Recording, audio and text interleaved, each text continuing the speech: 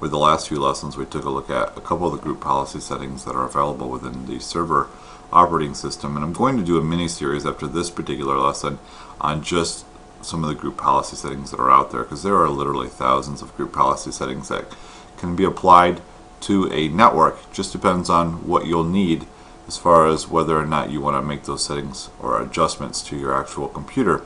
And so what I want to focus in on this particular video is the fact that when I apply group policy settings, I've been applying them on the default domain policy. However, we can actually create organizational units, and within each individual organizational unit we can apply specific group policies. And so now we're going to start focusing more a little bit about the management of our network and as far as our organizational units are concerned, especially in regards to making changes like group policy settings. And so I'm going to go to Start, Administrative Tools, Active Directory Users and Computers, and you can see if you've been following along through the lessons that we are going to have a couple of organizational units already created. And here this opened up. One thing I do want to point out on this particular lesson is the fact that if it's a pre-built one, like the computers or the users, you're going to notice that they don't have that little symbol that's located on there. I cannot apply group policy settings to this particular organizational unit. However, for the ones that I create myself, as well as the domain controllers, you can see that if you look here, I created this one here called manufacturing. You can see that symbol on it. Sales and shared folders are all ones that I created in the past lessons, and then also in addition to that, the domain controllers, which is a default organizational unit within our server. Those all have this little symbol on here, which is going to lead me to know that I can apply a group policy setting to this particular one.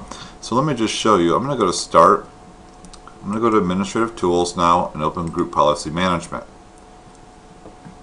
And if you take a look here, it's going to list those particular organizational units that I can apply some of these settings to. For instance, like the sales. If I open up the sales, I can see that within the sales I've also created the in Atlanta, Baltimore, and Kalamazoo location. If I were to expand the Kalamazoo location or click on it, I can actually create my own group policy object for just this organizational unit that will apply just to the users or computers that are part of this organizational unit. So this is what makes it so powerful, is the fact that I can actually change people's settings based on where I place the user in an organizational unit. And so I'm going to right click on Kalamazoo and choose to create a group policy object in this domain and link it here. I'll go ahead and hit OK, and I can call it whatever I want. I'm just going to call this one default, and I'm just going to use the name of my organizational unit to help manage if I have multiple ones, which one belongs to which. I'll just call it Kalamazoo, and I'll just also type in sales so that I know that belongs to the sales. I'll go ahead and hit OK, and you're going to see that here we go. We've just created a group policy object for the Kalamazoo organizational unit. I'm going to click on this and hit OK, and I can see if I look at the settings for this particular group policy object, there has been nothing defined, and so there really is nothing being applied here unless I actually make the change. And so let's go ahead and take a look at making this change. And so I'm going to go ahead and make a change here to the Kalamazoo default Kalamazoo sales group policy object by right clicking and choosing edit. And since I'm going to be mostly working with users, primarily the focus for this organizational unit is going to be focusing on the user configuration themselves. And so I'm going to go ahead and just expand, let's say, the policies. And I'm going to go ahead and expand the administrative templates, and it looks like I've got their start menu and taskbar. I'm going to go ahead and find something in here. Let's see, there we go. Remove music icon from the start menu. And so if you see here, I'm logged in under the client as John Adams, who currently is in my Kalamazoo organizational unit. So any settings I make here should apply to John Adams, but nobody else or anybody that's not in that organizational unit should not have those settings applied. So let's go ahead and test this. I'm going to remove music from the start menu.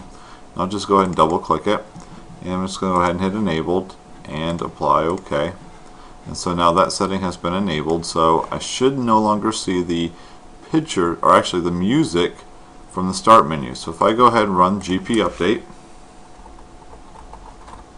and hit enter, and you can see now that the setting has been successfully completed. We go to start, and you'll notice music is no longer there.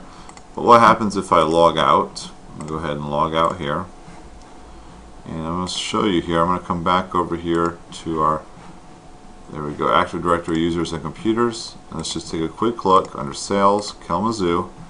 I was logged under as John Adams, and he belongs to the Kalamazoo organizational unit, which is the organizational unit I just put that group policy object on. So he actually got these settings. However, I'm going to pick a different user. Like for instance, if I go to users, I've got my administrator user who is under a different organizational unit. So I'm going to go ahead and log in as the administrator, and I'll go ahead and just hit other user and go ahead and type in my domain /administrator, and I'll go ahead and log in with my password. And the domain administrator is going to log in, and since he is not in the Kalamazoo organizational unit but in the users organizational unit, I should not expect to have any of these settings applied. So if I go to start, I still have music. So this is one of the wonderful things about using organizational units and applying group policy settings, is the fact that you can target exactly whom you want to apply group policy settings to whenever you create them for specific organizational units. If I do move a user out of it, let's just say I move Thomas Jefferson out of Kalamazoo into Baltimore, you're going to get a little warning that pops up that says moving an object in Active Directory can prevent your existing system from working. And it says, basically goes through and gives you some ideas as far as it can affect the way that group policies are applied to the organizational unit. And so just be aware of that. If you do move somebody out who did have settings applied in one organizational unit, some group policy settings, and you move them to another one, those settings will be lost, and that user will then apply the new settings that are in that particular organizational unit. So you have to be aware of that when you're setting up. So this completes the video on creating organizational units and applying group policies to them specifically.